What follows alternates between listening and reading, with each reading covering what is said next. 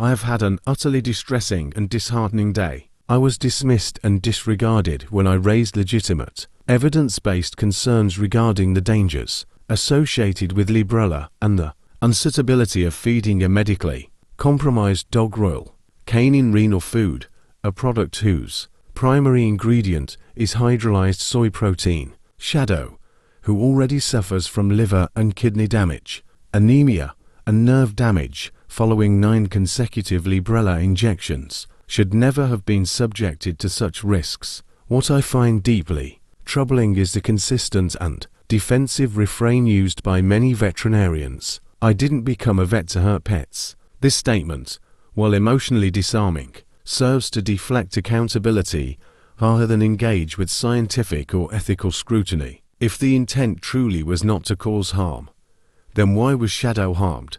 Why was I repeatedly assured, in unequivocal terms, that Librela had no side effects and was the best drug for him? That was demonstrably untrue. Denying known or emerging adverse effects is not only misleading, it is an abdication of professional duty. When concerned owners challenge such complacency, veterinarians often adopt the role of the victim, shifting focus from the suffering of the animal to their own wounded pride. This inversion of responsibility is profoundly manipulative. The issue is not their feelings.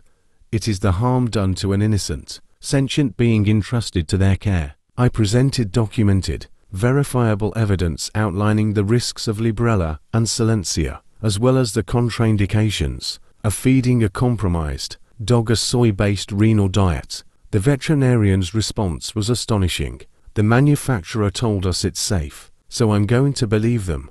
This statement lays bare the systemic problem, a blind reliance on manufacturer claims rather than independent critical inquiry. When I pressed further, I was told that at university, we are taught what has worked for decades, yet science and medicine evolve. Clinging to outdated methods or unverified corporate assurances is not clinical wisdom. It is negligence. Passing down practices that were considered effective decades ago, without re-evaluating them in light of new data, represents a dangerous stagnation in veterinary medicine. This unquestioning trust in corporate narratives and inherited protocols is harming our pets. To say I didn't become a vet to harm animals, while refusing to investigate credible evidence of harm, renders that sentiment hollow. Evidence is evidence. It does not bend to emotion, tradition, or authority.